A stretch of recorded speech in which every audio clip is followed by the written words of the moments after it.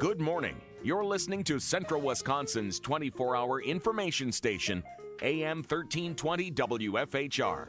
It's time now for the Morning Magazine, brought to you by Comfort Air Heating, Cooling, Plumbing. Welcome, everyone, to Morning Magazine for this December 23rd, 2020. You have your host, James J. Malouf, here today, and we are going to be joined in part two by Pam Ross and Julie Stern from the ODC. Looking forward to talking with them. Right now, we have with us in studio our friends from Wisconsin Rapids Community Media. I want to thank Kevin and the gang over there. We appreciate you guys being here with us to talk to Wood County Board Chairman Lance Pliml. Lance, good morning. Good morning, James. Great to be here. Great to have you with us. I always let Pam knows when you're coming in because I get excited. I always enjoy our conversations. I especially love the format that you and I take with this. It's a very open conversation and very open format and everything. A lot of our listeners, give you a little look behind the curtain, a lot of our guests give us pointers, talking points and that kind of thing. Lance and I like to take this just a little more of like what's in the news, what's going on right now, and take it into the moment. And to touch there, we'll get to that in a second. But Lance, first and foremost, how are you and yours doing? Well, and it's been, for my family, we've been somewhat unaffected, by what's happened. But there's a realization out there. Somebody asked me the other day, as you get to the end of the year, and we were just talking about that, James alluded to next year, and I said, you mean next week? You kind of reflect back on what happened. This has been an unbelievable year. It's been challenging. It's been heartbreaking at times. It's been tragic for some. And, it just tends to be that time of year when you look back at those things that have occurred, happened, those people you've lost, whether it be, victims of the COVID pandemic or whether it's just those that have passed away, and a little bit of self-reflection. And it kind of makes you realize that your time upon the, stage of action, that's a line from an organization, is but brief, Yeah. And when you have the opportunity, you try to make a difference in people's lives, in your family's lives. I appreciate that perspective and you sharing that, and especially that vulnerability that you share right there. It's not easy for a lot of people to do it, and most of us don't do it and everything, but I know that how important that is. Even my dad is fighting right now. He's in a hospital in Oshkosh fighting this horrible thing. And when we think of that stuff, it hurts. He's not going to be home for Christmas, that kind of thing. At the same time, it's important to realize we have it a lot better than other people do. There's families out there that they've already lost the fight, or they've had somebody that's lost the fight. And it's important right now to have perspective and to appreciate what we have and not focus on what we don't. It's easier to do that as citizens. It's a little more difficult to do that when you're on the board, I imagine, because you have to weigh a lot more things. As far as things going on with the board in our Wood County area right now, what's kind of at the top of the list, or one of the, some of the things that are at the top of the list for you guys right now? Well, luckily, up until this point this year, until a very short time ago, you deal with budgets, and we came out of that, I think, in pretty good shape. And, some of the things that are really pressing this year, and it's really been brought to bear by the COVID, situation, pandemic, and the need for, virtual schools, learning, telemed, and all those, and that's broadband build out, and that's something we've been working on, pretty much nonstop to try to roll that out county-wide, so we can at least have, minimally what would be considered high-speed internet across the county, and that would be extremely important. What are the challenges with that? Back to budgets. Some of it's money. If you throw enough money at something, typically you can get that. But then there's other issues there too. Is some of it's just logistics.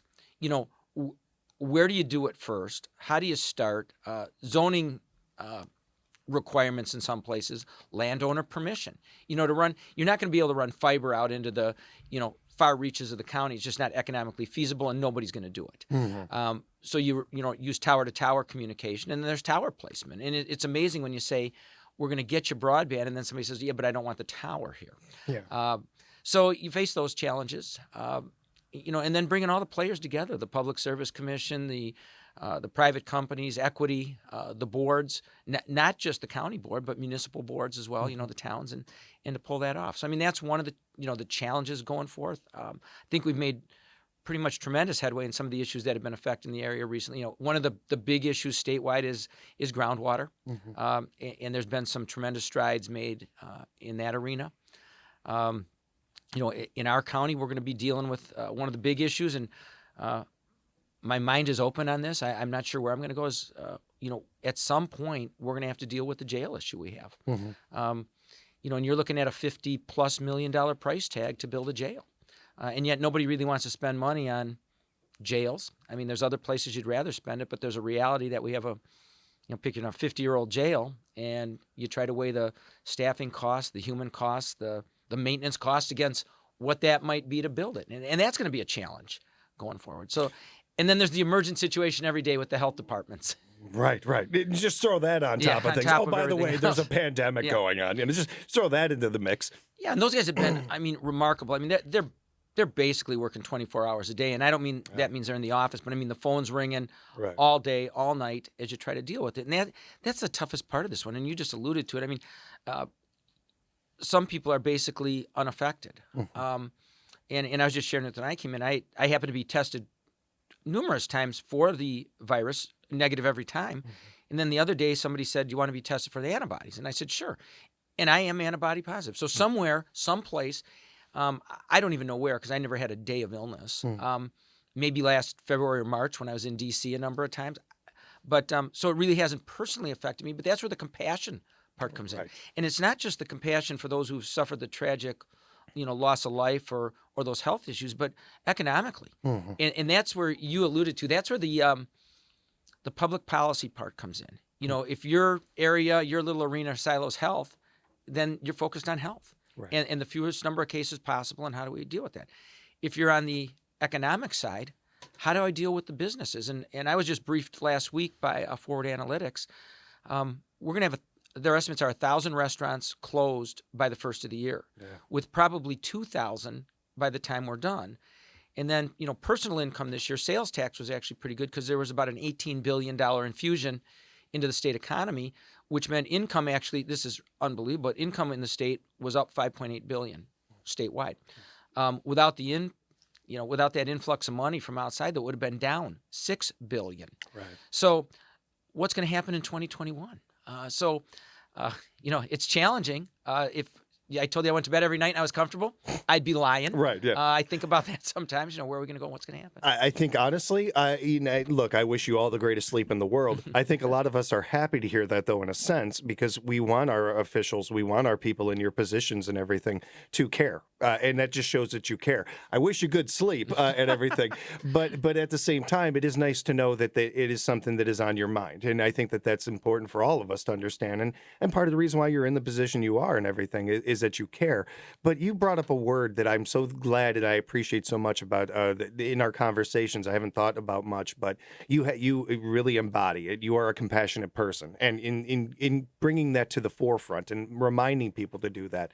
In the last 5-6 years especially, if not shorter than that or somewhere in that time frame, we've gotten away from that so much. The idea of compassion, the idea of just putting yourself in somebody else's shoes, or just even the idea of, hey, I don't know what that is like. I can't relate to that, but I empathize or I sympathize with it or something like that. We've gotten so far away from that. We need to.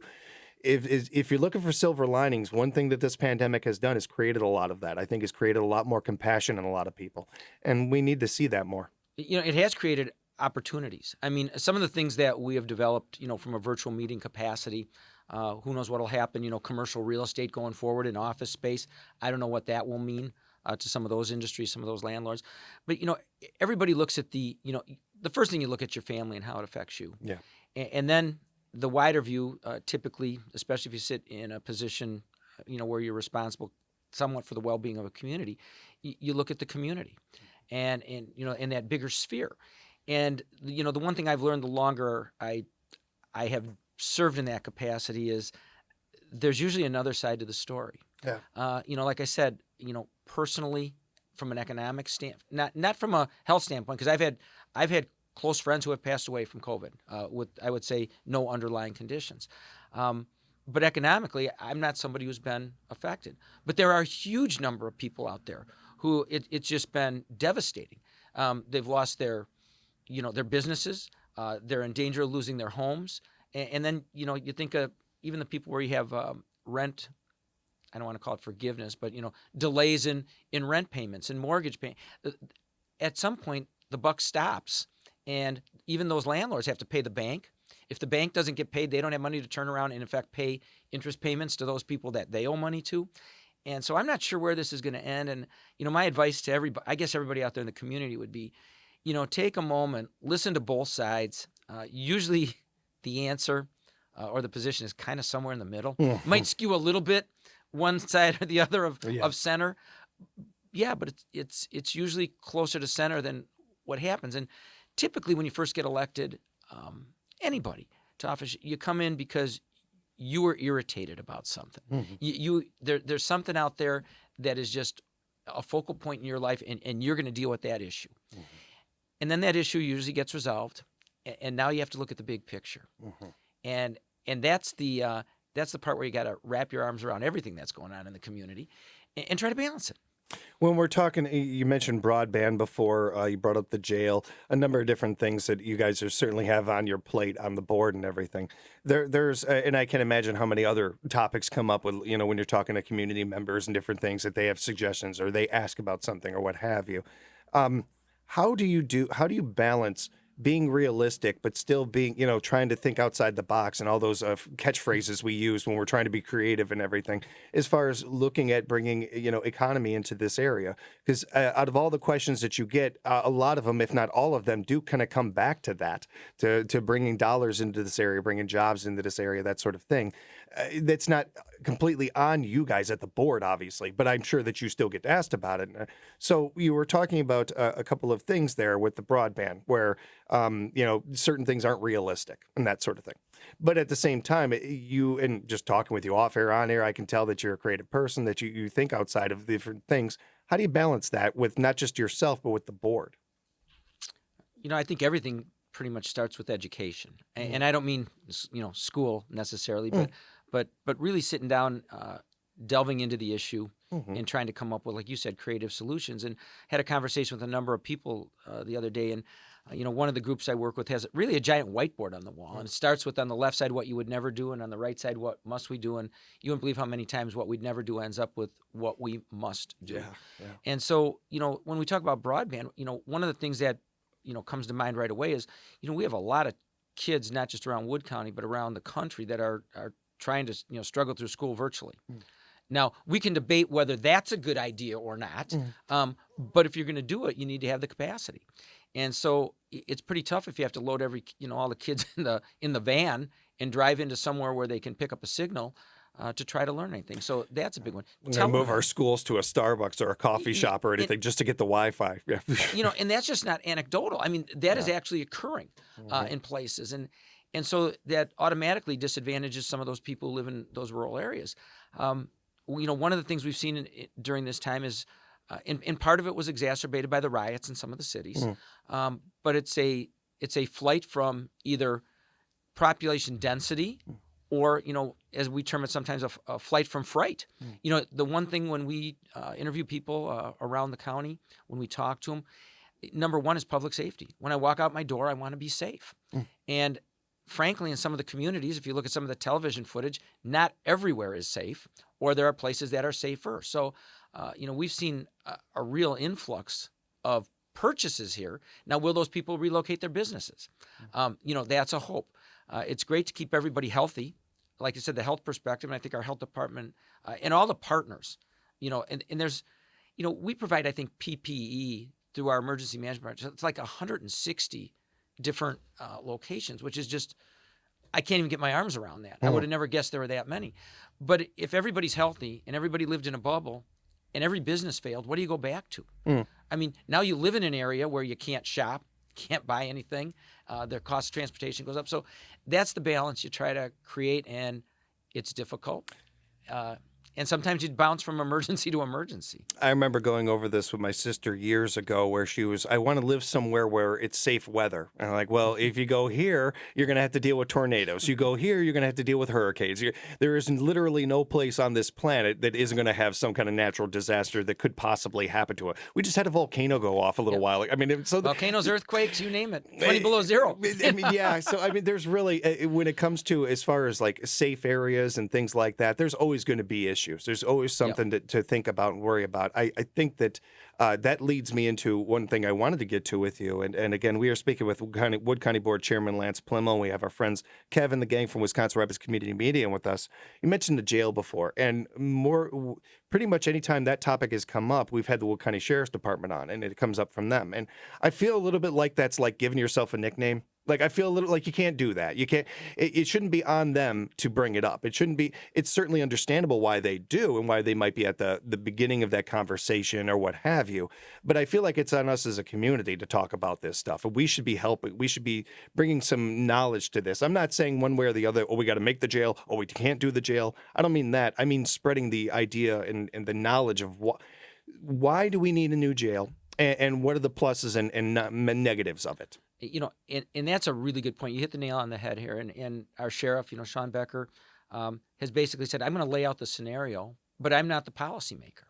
And I don't have the purse, so to speak. Right. So, you know, that comes down to those board members, and it comes down to members of the community. And, you know, when we talk about, you know, nobody likes building jails. I mean, I can just say that all the time. You know, conversation with some of the other board chairs in the area, and it's always who's going to blink first because we'll house them in yours.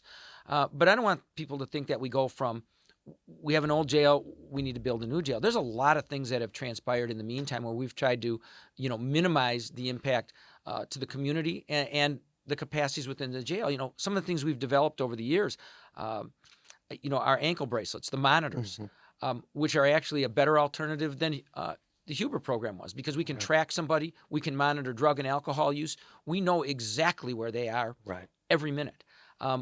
But that wasn't automatic with judges years ago. They said, you can't just let them out on an ankle bracelet. Well, those were long and hard discussions. And who can we let out and maintain the community safety? And that has grown. You know, as we, you know, you started out with, you know, certain offenders, and you've realized as time goes on and you do fear that's probably okay too. We were one of the first in the state, and we've developed a really good adult drug treatment court.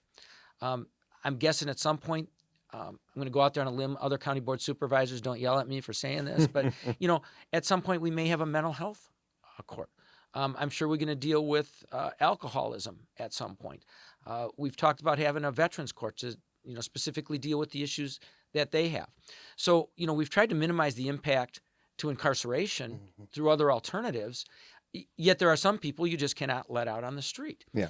And then you balance that. We talked 50 million. You know, that's a round number. It's probably a little more, but you know, 50 million versus it isn't versus do nothing. You know, we have, again, pick your number, and we're pulling that down now. $5, $10, $15 million of repairs that are going to need to be done.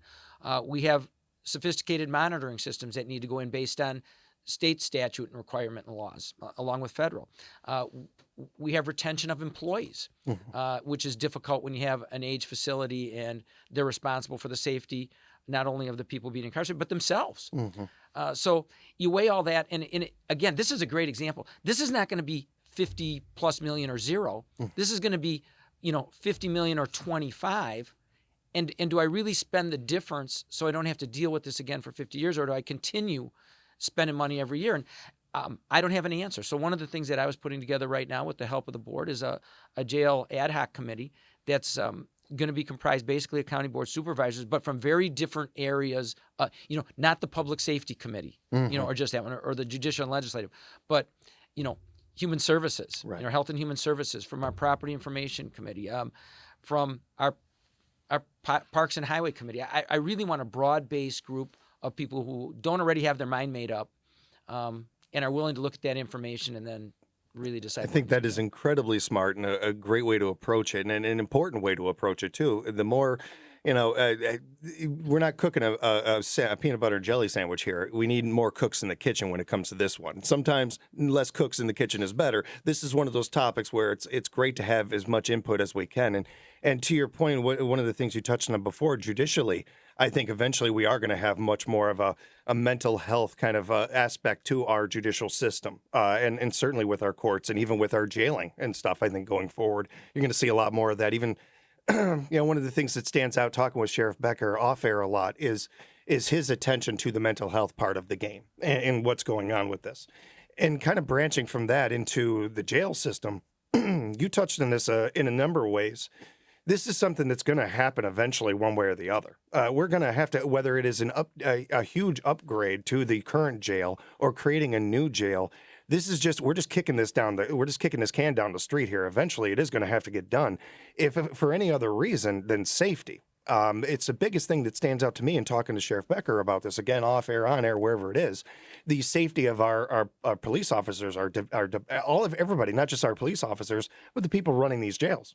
Yeah, from a personal standpoint, I always try to take everything down to what I call the lowest common denominator. And you're right, there's two lines, and eventually they cross. Mm-hmm. And it's anticipating when that's going to occur. And when I say lowest common denominator, you're sitting at home right now, and you've got a car in the driveway. And, it could be 10, 15, 20 years old. And right now it's running great, but it isn't going to forever. And you start wondering, where does the value of my current vehicle, where's that trade value or that resale value if I sell it myself? Where do I still get a few dollars out of that before I jump into the new one versus I wait till it's absolutely failed and now I'm in a panic. Now with a jail's a little different. If your car fails, you might be able to catch a taxi ride or Uber or something. Yeah. If your jail goes down, I got a problem. Yeah. And, what do I do? Because there's certain things that have to occur in jails from monitoring standpoints. What do I do with all those people that are sitting there? I don't get to just move them out in the parking lot or check them into a hotel. Yeah, exactly. So so you try to figure how far can we stretch this economically before those lines cross. And at that point, I've got a problem. We can't treat this jail like us guys treat our socks, where we have that pair of socks that we're just hanging on to. We just keep wearing, even though we probably should have thrown them out like years ago. You can't treat it that way. We have to upgrade. Yeah, I did that this morning, actually. I asked my wife, I said, is a hole in one bad, or do you have to wait till there's a whole bolt to the pair before you toss them? But those are the philosophical discussions that we have every day, and input from everybody in the community is important. You touch on it, we talk about it all the time.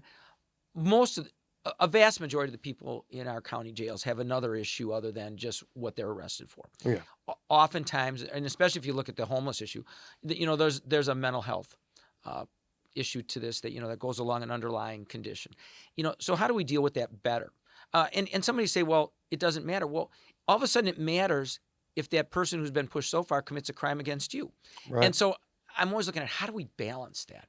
How do we make that work? How do we provide opportunity? We were talking before about compassion, and there's a key example of where compassion really needs to be taken in place. Don't wait until it affects you and your house to care about these things.